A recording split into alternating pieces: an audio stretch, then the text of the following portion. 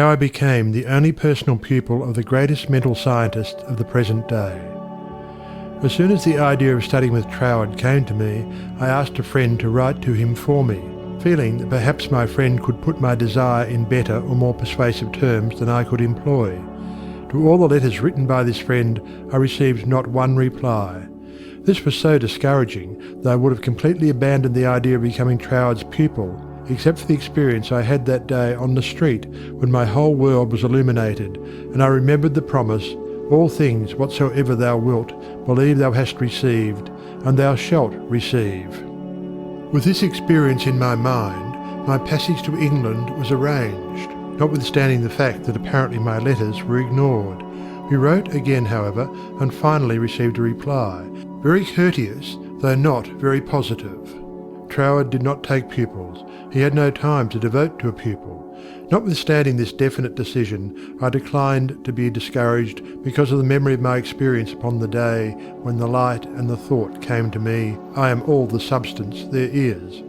I seemed to be able to live that experience over at will, and with it there always came a flood of courage and renewed energy.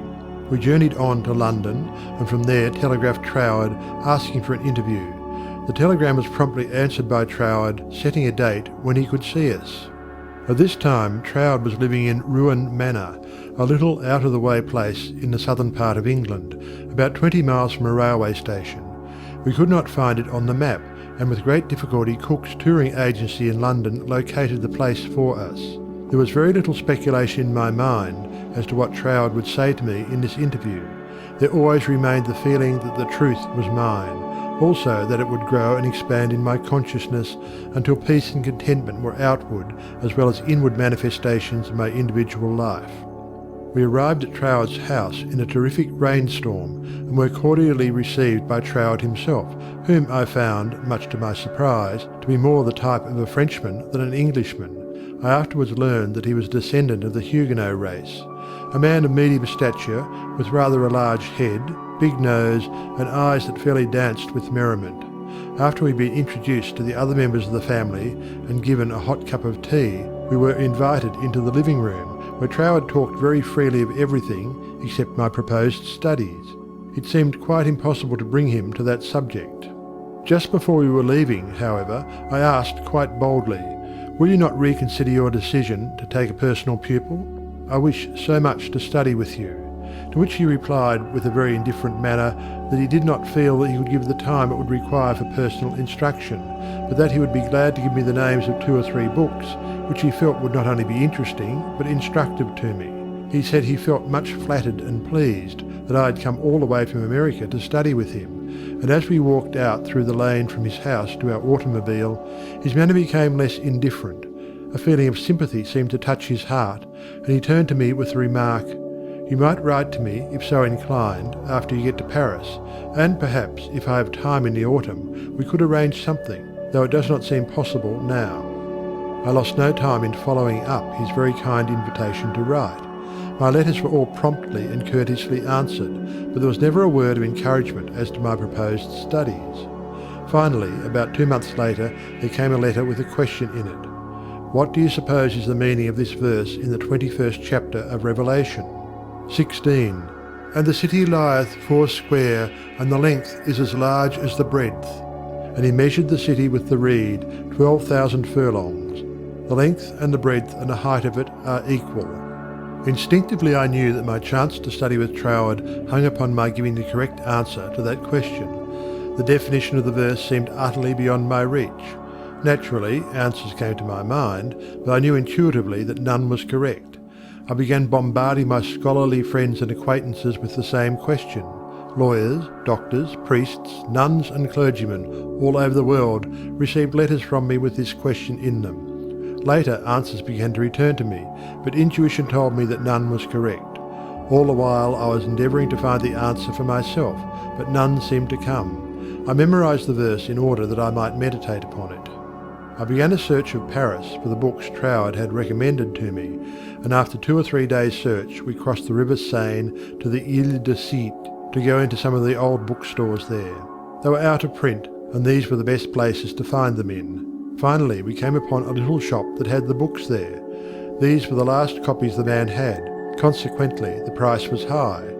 While remonstrating with the clerk, my eye rested upon the work of an astrologer, which I laughingly picked up and asked, "Do you think Professor would read my horoscope?"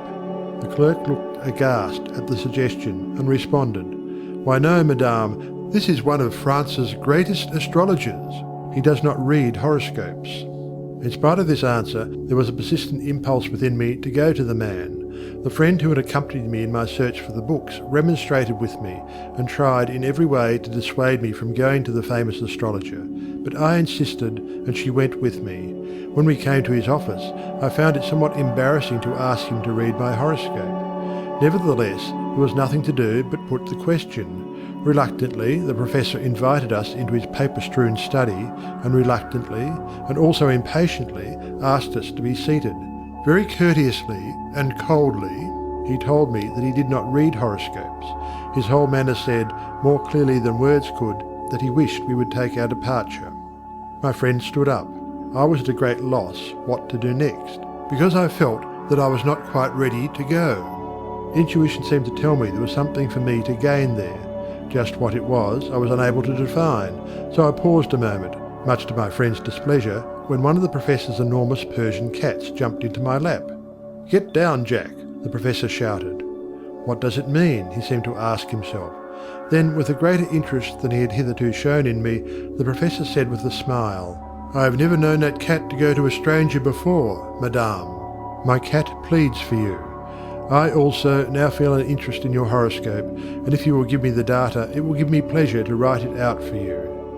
There was a great feeling of happiness in me when he made this statement. He concluded by saying, "I do not feel that you really care for your horoscope." The truth of this statement shocked me, because I did not care about a horoscope, and could not give any reason why I was letting him do it. However, he said, "May I call for your data next Sunday afternoon?"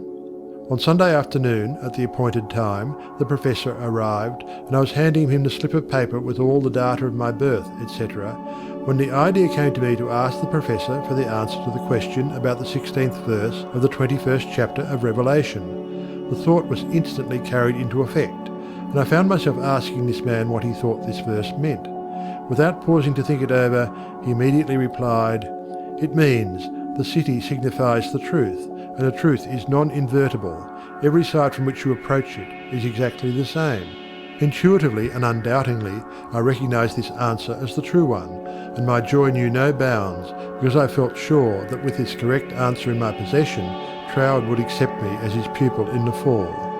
As the great astrologer was leaving, I explained to him all about my desire to study with Troward, how I had come from New York City for that express purpose, seemingly to no avail, until the answer to this test question had been given to me by him. He was greatly interested, and asked many questions about Troward, and when asked if he would please send me his bill, he smilingly replied, "Let me know if the great Troward accepts you as his pupil," and bade me good afternoon.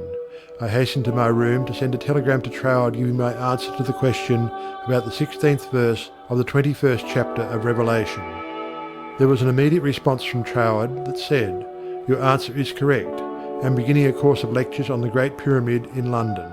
If you wish to attend them, we'll be pleased to have you, and afterward, if you still wish to study with me, I think it can be arranged." On receipt of this reply, preparations were at once made to leave Paris for London. I attended all the lectures, receiving much instruction from them, after which arrangements were made for my studying with Troward. 2 days before leaving for Cornwall, I received the following letter from Troward, clearly indicating the line of study he gave me.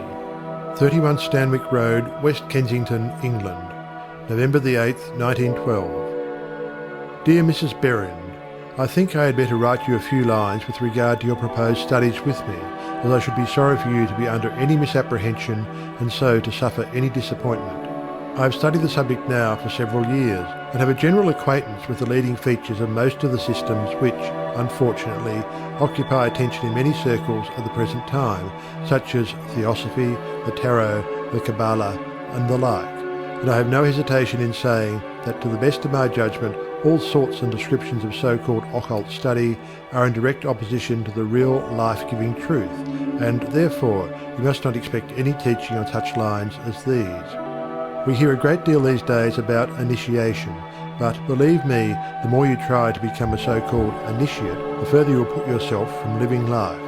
I speak after many years of careful study and consideration when I say that the Bible and its revelation of Christ is the one thing really worth studying, and that is a subject large enough in all conscience, embracing as it does our outward life and of everyday concerns, and also the inner springs of our life and all that we can in general terms conceive of the life in the unseen after putting off the body at death. You have expressed a very great degree of confidence in my teaching, and if your confidence is such that you wish, as you say, to put yourself entirely under my guidance, I can only accept it as a very serious responsibility, and should have to ask you to exhibit that confidence by refusing to look into such so-called mysteries as I would forbid you to look into. I am speaking from experience, but the result will be that much of my teaching will appear to be very simple, perhaps to some extent dogmatic, and you will say that you have heard much of it before. Faith in God, prayer and worship, approach to the Father through Christ, all this is, in a certain sense, familiar to you, and all I can hope to do is perhaps to throw a little more light on these subjects, that they may become to you not merely traditional words, but present living facts. I have been thus explicit, as I do not want you to have any disappointment, and also I should say that our so-called course of study will only be friendly conversations at such times as we can fit them in, either you coming to our house or I to yours, as may be most convenient at the time. Also, I will lend you some books that will be helpful, but they are very few and in no sense occult. Now, if all this falls in with your ideas, we shall, I am sure, be very glad to see you at Ruin Manor, and that you will find that the residents there, though few, are very friendly, and the neighbourhood very pretty. But on the other hand, if you feel you want some other source of learning, do not mind saying so, only you will never find any substitute for Christ. I trust you will not mind my writing you like this, but I do not want you to come all the way down to Cornwall and then be disappointed. With kindest regards, yours sincerely, signed, T. Troward. This copy of Troward's letter, to my mind, is the greatest thing I can give you.